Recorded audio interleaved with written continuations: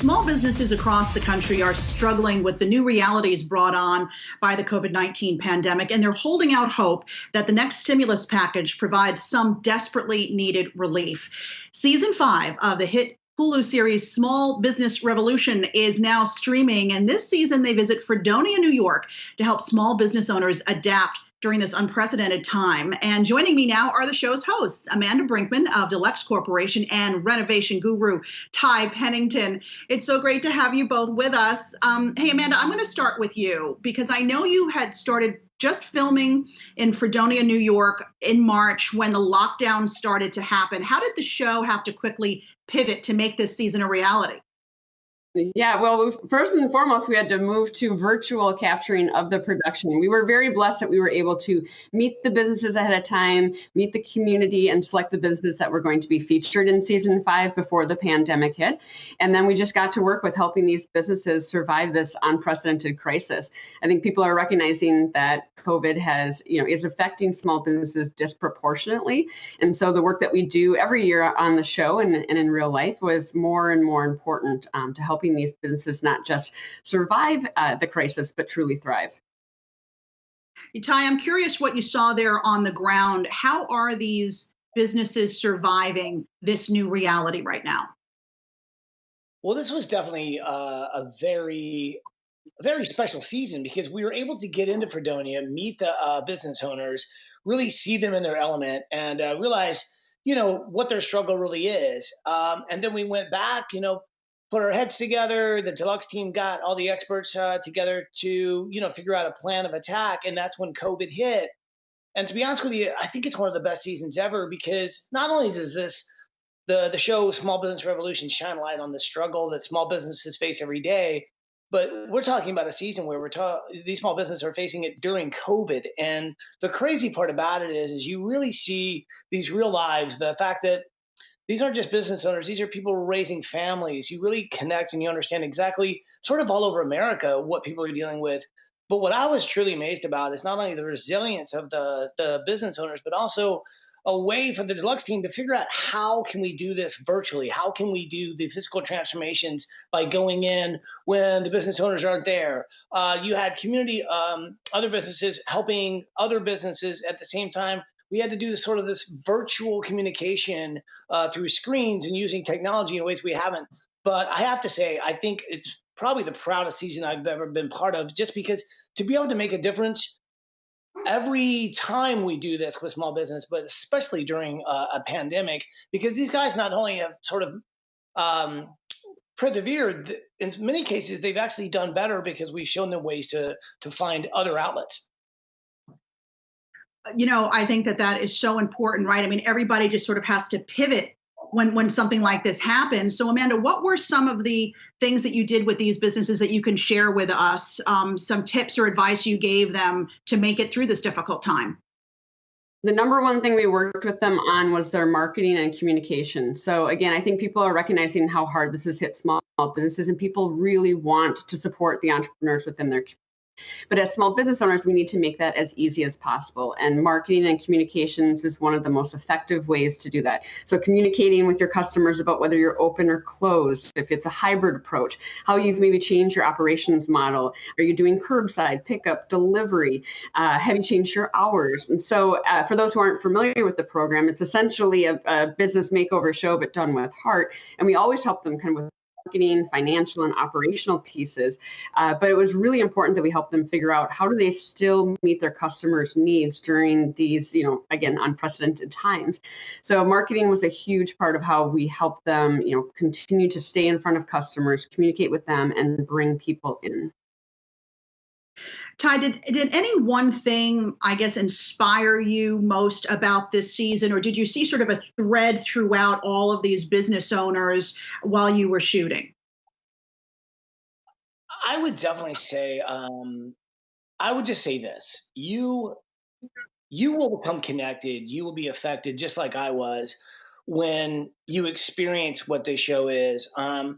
There are a couple of episodes, especially when you talk about Mike from Nice and Clean. This is a guy who is really a self-made guy. He was literally working in a factory, metal factory. We're talking, intensive heat accessory steel. And then he started moonlighting, trying to create his own business, and that was auto detailing. Um, and he's trying to really like provide for his family and his kids. And this is a guy who just didn't believe that money ever goes to anybody except money. As he said poignantly, he's like, money always goes to money. And it's the people like me that never really see any of the fruits of their hard labor. And what was really wonderful to see is by him connecting not only with the team from Deluxe, but also experts that also are in his field, he realized there's a whole other section of his work that he was missing out on, that he developed and found a way to finally not only have his business succeed, but he could finally lose that other job. So, and just focus on what his dream has been. And so what this show really is, it's the American dream. And you really see what it takes to live that dream. There's another episode that's Fresh and Fancy Florist, which is a mom and a son team. And you're seeing challenges that you didn't even realize existed for somebody as simple as just a town florist. But what I love is the resiliency that no matter what they're faced with, they're not giving up on this dream. And let's face it, like these small businesses in small town America, that's what makes the charm of America. That's why we live in these little communities, so we can have walk streets to see shops that you don't see on the interstate in the big malls. And so it's just such an important show, and it's such an important I would say, window into America that we sometimes forget how important the small businesses are. But I think because of this pandemic, it really has shined a light on how important it is for all of us to chip in and save these guys any way we can, especially during the holiday season. Yeah, talk to me about that. How can we all show our support and our love for these small businesses? As you say, they're the charm and the backbone for many small communities. I mean, they put so many people to work. Yeah. I mean, look, one thing you can do during the holiday season is gift cards. In fact, I believe Amanda, I think they still do it. If you go to smallbusinessrevolution.org, you can sign up to win a gift card that you can use in any business in your community. But I think what's great is people are really realizing the importance of it.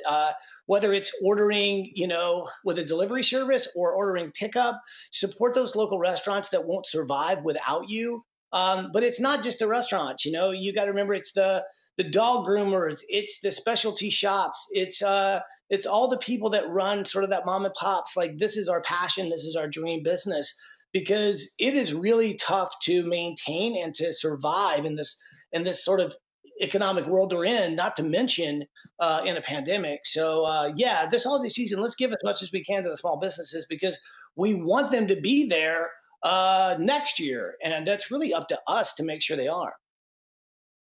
Amanda, what would your message be to lawmakers who are trying to hammer out a stimulus package right now in Congress as it relates to small business? I think all of us want to see small businesses get to the other side of this. And so I think we need to use all of our resources available to make that possible. I think it does come down to us, though, as consumers. First, so few of us have a direct control over how some of these laws and stimulus packages are put together, but we can control how we support small businesses. So I think it's about everyone finding creative ways to support those entrepreneurs within your community. As Ty said, we want to see them be here on the other side of the crisis.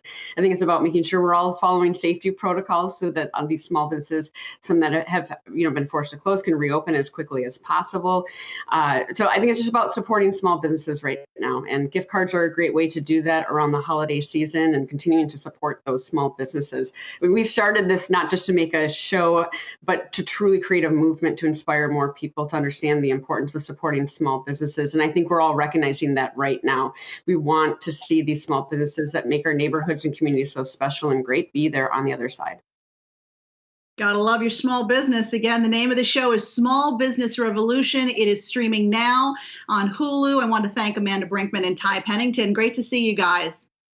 Thank you. Thank you. Thanks for having